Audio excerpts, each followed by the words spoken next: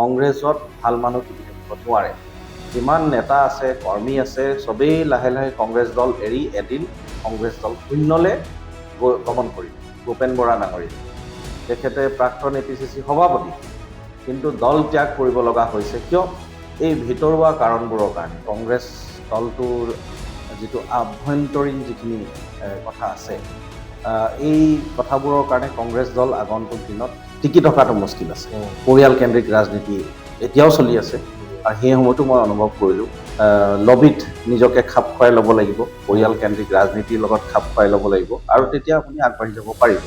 সেইটো হ'ল কংগ্ৰেছৰ ছিষ্টেম। কিন্তু ৰাইজৰ সমস্যাসমূহক লৈ যে দলটোৱে কাম কৰিব, তেনেকুৱা ধৰণৰ মই কোনো ধৰণৰ তৎপৰতা তেতিয়াও নাপালোঁ, আৰু 10 বছৰ পিছত আজিৰ দিনতো সেই তৎপৰতাটো কংগ্ৰেছ দলৰ ভিতৰত নাই। চব জাতি জনগোষ্ঠীক লগত লৈ আগবঢ়াৰ মানসিকতাটো আছে। ভৱিষ্যতটো কেৱল আৰু কেৱল বিজেপি দলৰে বুলি মই। নমস্কাৰ, মই ৰাণা গগৈ। আপোনালোকে চাই আছে India today north east Assam. আজি মোৰ লগত এগৰাকী বিশেষ ব্যক্তি আছে। তেওঁ হৈছে ৰাজনীতিৰ লগত জড়িত এগৰাকী ব্যক্তি, আৰু এসময়ৰ ৰামেশ্বৰ ধানোৱাৰ বুলি ক'লে সকলোৱে চিনি পায়। কংগ্ৰেছৰ তেওঁৰ কেইবাবাৰৰ বিধায়ক আছিল ডিগবৈ বিধানসভা সমষ্টিৰ পৰা। গতিকে তেওঁৰ পুত্ৰৰ সৈতে আজি মই বহিছোঁ, কিছু কথা পাতিম। তেখেতৰ যিহেতু নাম হৈছে মনোজ ধানোৱাৰ, বেলেগকৈ চিনাকি কৰি দিয়াৰ কোনো প্ৰয়োজনীয়তা নাই। দাদা, আপোনাক স্বাগতম জনাইছোঁ আমাৰ ইণ্ডিয়া টুডে নৰ্থ ইষ্ট অসমলৈ। ধন্যবাদ। প্ৰথমতে এটা ইতিবাচক মন্তব্যৰে আমি আৰম্ভ কৰোঁ। আজি যিহেতু আমি কথা পাতিম, কিছু কথা পাতিম। ইতিবাচক মন্তব্য, যিহেতু ইলেকশ্যনো পালেহি, কি ক'ব বিচাৰিব? নাই, বস্তুখিনি চব ভালেই হৈ আছে।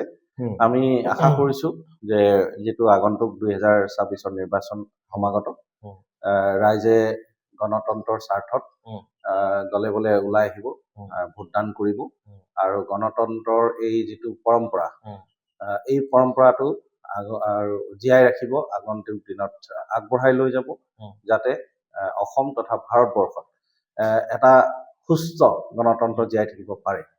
তাৰ বাবে ৰাইজলৈ আহ্বান থাকিল। গতিকে আজি আমি আৰম্ভ কৰোঁ, কিছু কথা পাতিম। আপোনালোকৰ পৰিয়ালটো যিহেতু কংগ্ৰেছৰ আছিলে, কংগ্ৰেছ আপোনাৰ পিতৃ দীৰ্ঘদিন ধৰি কংগ্ৰেছত বিধায়ক হিচাপে নিৰ্বাচিত হৈ ডিগবৈ বিধানসভা সমষ্টিত যথেষ্টখিনি কাম কৰিলে। তাৰপাছতে আপুনি যিহেতু কংগ্ৰেছ এৰি আম আদমি পাৰ্টিলৈ আহিলে, আম আদমি পাৰ্টিৰ পিছত এতিয়া বিজেপিত আপুনি যোগদান কৰিলে। গতিকে বিজেপিত এনেকুৱা কি নীতি আদৰ্শ আপুনি দেখিলে যে বিজেপিত আহিব লাগে বুলি আপুনি মনে ভাবিলে বা যোগদান কৰিলে? কি কাৰণত? চাওক, আমি যেতিয়া ৰাজনীতি কৰোঁ, তাতে আমাৰ কিছু নীতি আদৰ্শ মানিয়ে কৰিব লাগিব। যদি অকল কোনোবাই ব্যক্তি স্বাৰ্থত ৰাজনীতি কৰে, এইটো খন্তেকীয়া হ'ব আৰু চিৰস্থায়ী নহ'ব।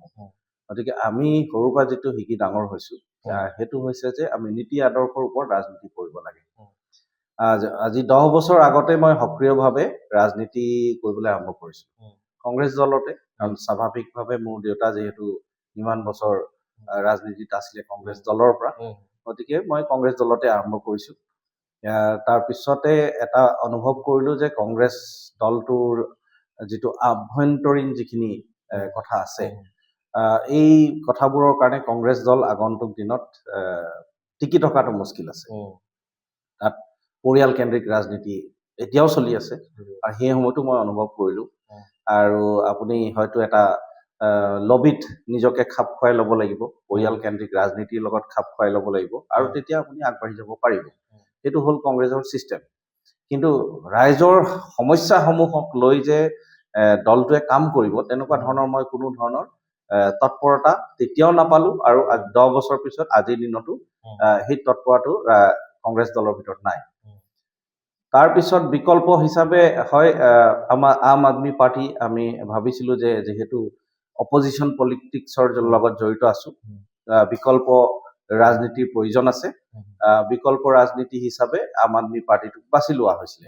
কিন্তু আম আদমি পাৰ্টিৰ কোনো ধৰণৰ কি বুলি ক'ম, সংগঠন নাই। নেতৃত্বৰ যিখিনি ছাপোৰ্টৰ প্ৰয়োজন আছে, সেই নেতৃত্বৰ ছাপোৰ্টৰ প্ৰয়োজন আমি একেবাৰে নেদেখিলোঁ। সেইধৰণে নিৰ্বাচন খেলাৰ পিছত এই দুটা নিৰ্বাচন, বিশেষকে যোৱা বিধানসভা নিৰ্বাচন কংগ্ৰেছৰ টিকেটত, আৰু পৰৱৰ্তী সময়ত লোকসভা নিৰ্বাচন আম আদমি পাৰ্টিৰ টিকেটত, এই দুটা নিৰ্বাচন খেলাৰ পিছত মই এটা বস্তু স্পষ্ট হৈ গ'লো যে নিৰ্বাচন খেলিবলৈ হ'লে, ৰাইজৰ যদি আপুনি কাম কৰা উদ্দেশ্য লৈ খেলিবলৈ বিচাৰিছে, তেতিয়াহ'লে কিন্তু সংগঠন লাগিব, প্ৰথম কথা। আৰু সংগঠনত যিসকল ব্যক্তি জড়িত আছে, তেওঁলোক ৰাইজৰ কাম কৰা সততা থাকিব লাগিব। কংগ্ৰেছ দল হওক, আম আদমি পাৰ্টিয়ে হওক, তেওঁলোকৰ সংগঠনেই নাই, আৰু যিখিনি সংগঠনৰ লোক আমি পাইছো তাতে সততাৰ অভাৱ আছে। গতিকে আমি সেই সময়তে সিদ্ধান্ত ললো যে ইয়াৰ এটাই গোটেই ভাৰতবৰ্ষত বিকল্প আছে, আৰু সেইটো হৈছে বিজেপি। বিজেপি দলৰ সংগঠনৰ আমি যিটো ব্যাপক হাৰত সংগঠন প্ৰস্তুত হৈছে, ৰাইজৰ মাজত সংগঠন গুচি গৈছে। এয়া কেৱল বুথ কমিটি বুলি নহয়, তাৰ তলতো পৃষ্ঠা প্ৰমুখ বুলি কয়। ভোটাৰ লিষ্টত যি 60জন ভোটাৰ এটা লিষ্টত থাকে, 60জনত এজন বিজেপি কাৰ্যকৰ্তা আপুনি পাব। তেনে বৃহৎ আকাৰত সংগঠন আমি বিজেপি দলত পাওঁ, আৰু সততাটো আছে। সবকা সাথ সবকা বিকাশ, এইটো এটা শ্লোগানেই নহয় কেৱল।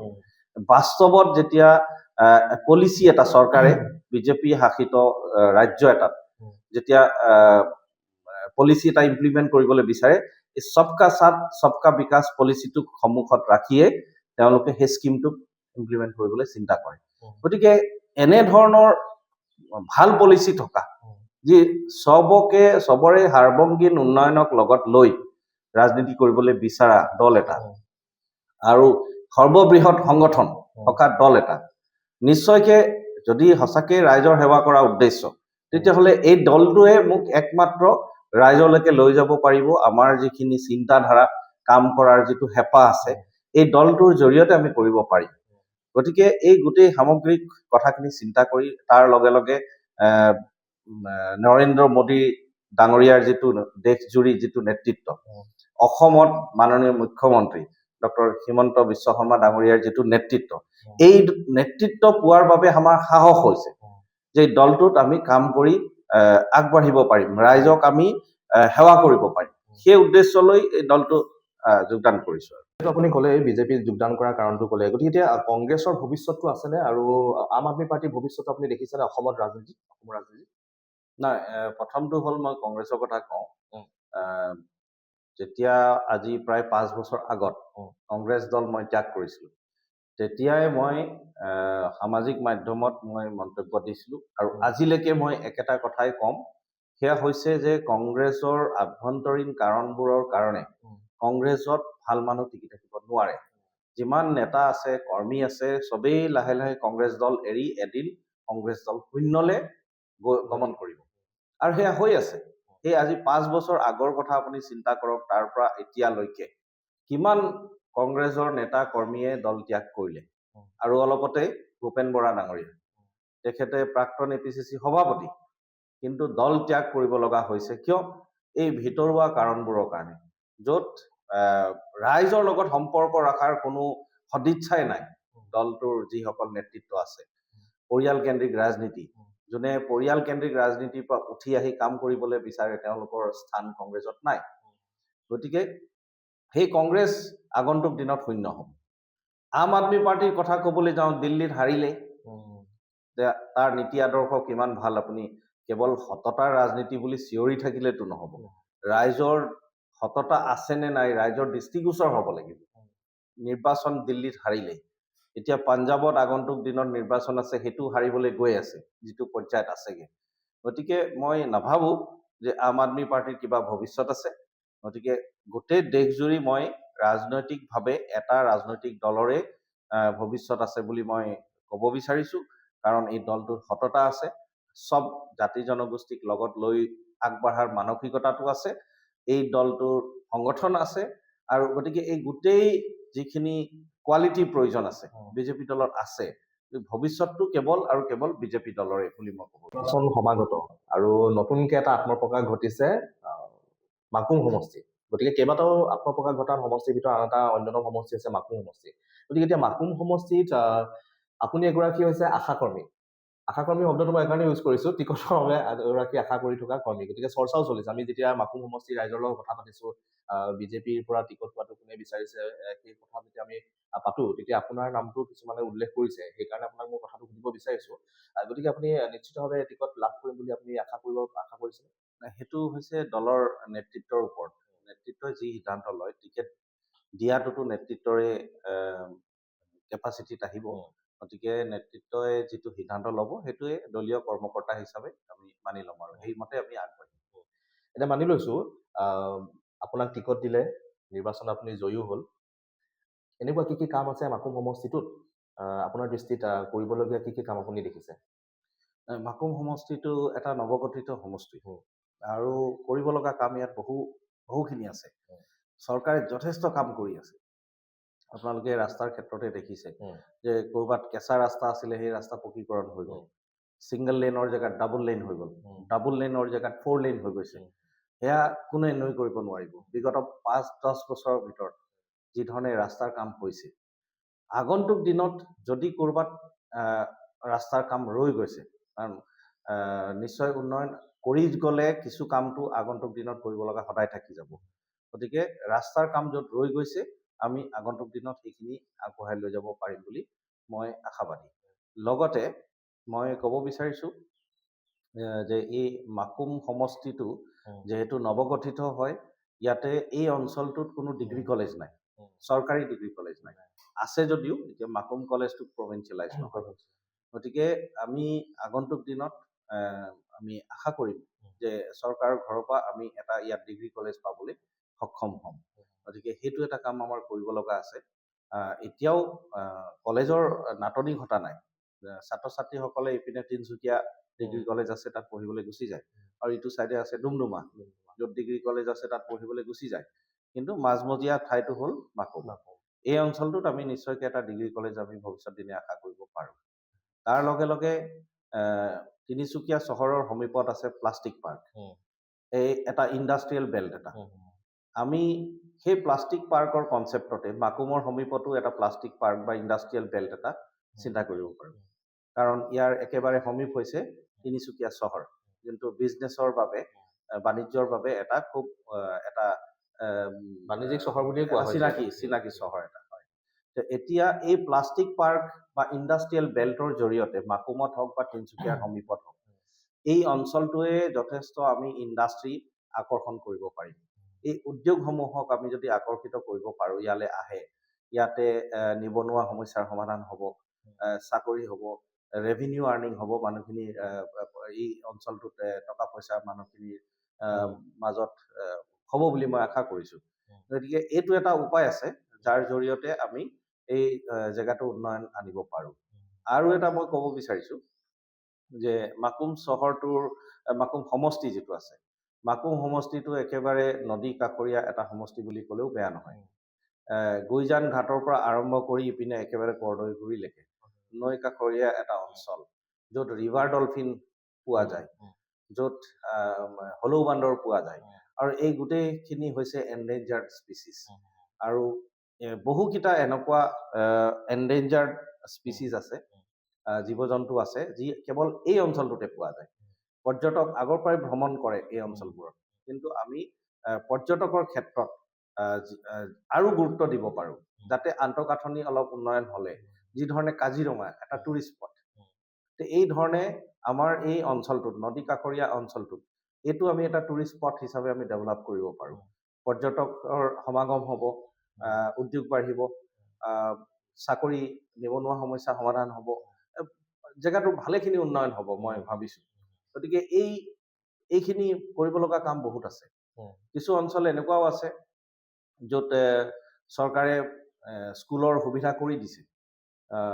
বাগান অঞ্চলত আছে, টেটৰ শিক্ষক পৰ্যন্ত দিছে, বাগানৰ স্কুল হয়, কিন্তু চৰকাৰে টেট শিক্ষক দিছে তাত আৰু অধিক সেই স্কুলসমূহক আমি কি ধৰণে কাম কৰি আগবঢ়াই লৈ যাব পাৰোঁ, যাতে শিক্ষাৰ আৰু প্ৰচাৰ হয়। এই ধৰণেও আমি আগন্তুক দিনত কাম কৰিব লগা বহুত আছে এই সমষ্টিত।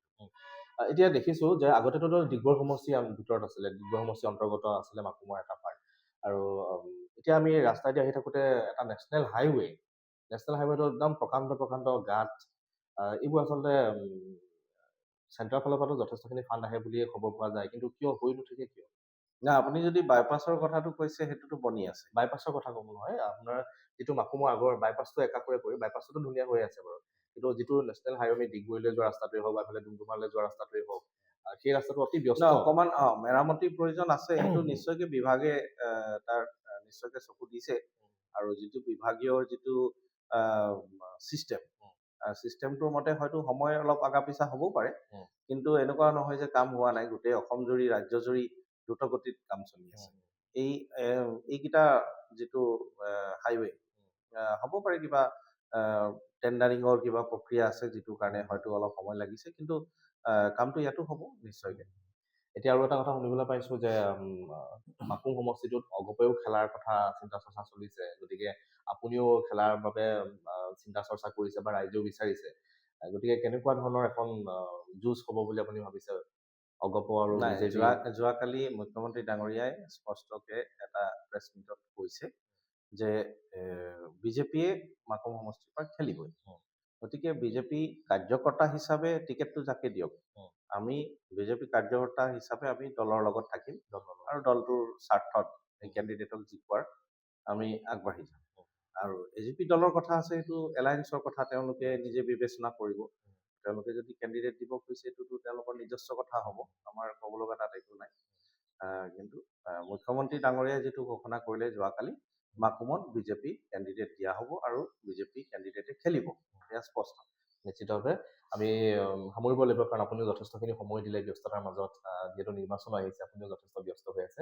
ধন্যবাদ থাকিল। আমাৰ বহুত কথা পাতিবলগীয়া থাকি গ'ল, কাৰণ দাদাও খুব ব্যস্ত হৈ আছে, নিৰ্বাচন পালেহি, অ'ট মিটিং য'তে ত'তে তেওঁলোকে এতিয়া ব্যস্ত হৈ থকা দেখিবলৈ পোৱা গৈছে। গতিকে ইমানখিনি ব্যস্ততাৰ মাজত আপুনি মোক সময় দিলে, তাৰ বাবে ধন্যবাদ জনাইছোঁ। পুনৰ লগ পাম আৰু আগন্তুক দিনত আপোনাৰ বাবে শুভেচ্ছা বাৰ্তা সদায় থাকিব আমাৰ লগত। ধন্যবাদ থাকিল। ধন্যবাদ।